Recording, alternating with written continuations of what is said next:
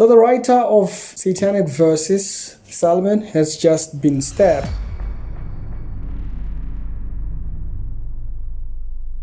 Terrifying moments when a man storms a stage and stabs renowned author Salman Rushdie, who is set to deliver a speech in Western New York. He was stabbed a couple of times, I think one on the neck, and some of those went to the body.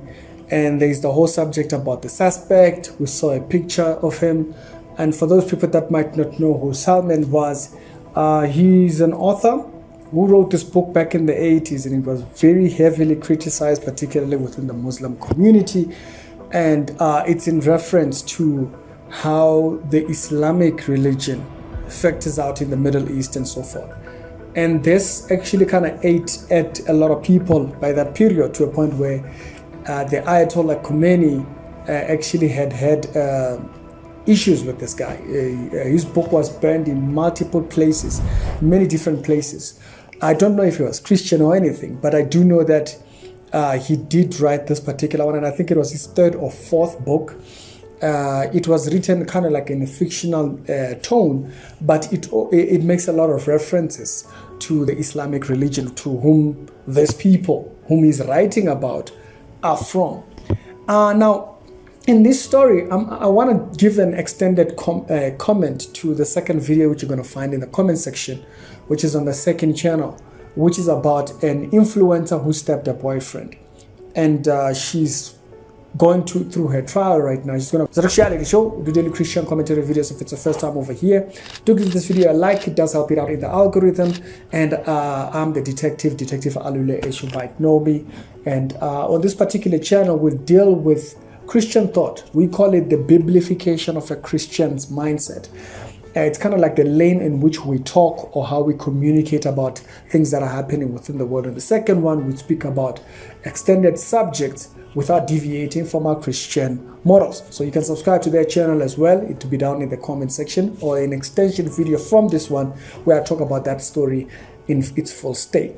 Now, after the whole thing came up, the sheriff kind of gave a report. Rushdie's writing led to death threats from Iran in the 1980s. His book, The Satanic Verses, has been banned in Iran since 1988, as many Muslims consider the work blasphemous. Iran even offered a $3 million reward for anyone who kills Rushdie. Witnesses say Hadi Matar jumped onto the stage and stabbed Rushdie while he was preparing to speak at the Chautauqua Institution. We don't have any indication of a motive at this time, but we are working with the FBI, the Sheriff's Office, and we will determine what the cause of this was, or what the motive for this attack was. So they're still going to continue the investigation until they can find what was the cause, the motivations that can actually lead towards this type of things and so forth. This guy was a very heavy target within the Islamic thing. Now, particularly from the radicals, right? His book kind of sounded like it wanted to speak particularly about how Islam interacts with people that are outside maybe the US or the West, as you might call it, seen as immigrants, and how they interact with the rest of the world, particularly with their theology of Islamic domination or Islamic dominance over other religions and so forth. But with this thought in mind, therefore, it brings up one particular comment that he once made when he was talking about his thoughts on Islam, particularly after the book was launched. He made a comment that stuck with me a very long time. He says, Islam comes in a period where we have a lot of history. In the 600 ADs and so forth, there's a lot of history that's been written out, a lot of history that you might actually see.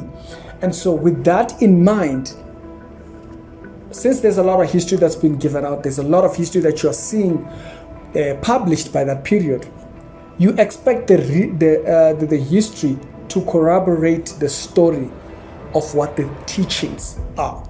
And he says, but unfortunately, when people within the Islamic faith view what they see in the history, they dump what's in the history and they only choose to side with the faith without looking at what thing. So basically he's saying that they look at what should be thought of logically without considering the logic around the subject. And it was kind of like the thought line of this video, of what I wanted to talk about in this video.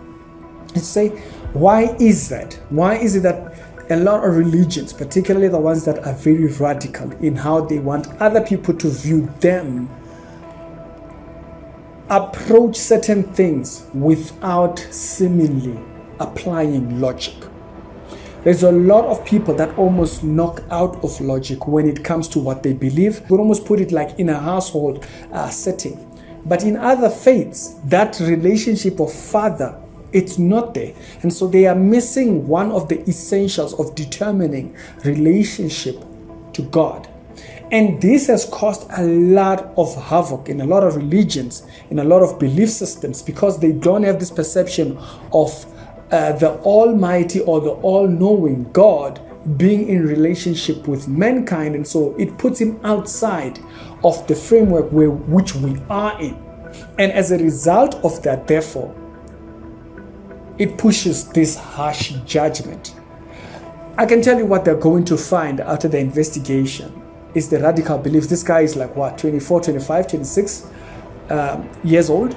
And I can tell you what they'll find. It's the radical beliefs that he held to, that he refused to let go of. And I'll just highlight this before you go to check out the second episode, where we talked about this young influencer. Had she just left, had she just gone out of the room at the heat of that argument, it would have been a different situation. The same way, okay, because she ended up stabbing the guy, and there's a video footage right now online circulating of their fight in an elevator and so forth. But just coming out from that place where there is the fight, it eases the mind, and it eases the emotion and pride and need to be just, right, to the other person, to a point where you are willing to do something that she did. The same way a lot of people who are in radical belief systems, if they only got out and thought about it logically, the way Salman actually spoke about it, to say, why is it that within a space where there is a lot to be said, there's a lot of thought process that could be taken, people decide otherwise? And it goes to all these two stories. If you just pull yourself out and thought about it, something comes off of that. Whatever that is up to you. For some people, it will never come to that because they will always side with that radical idea. But if they pull themselves out to think about it, they might see a different perspective.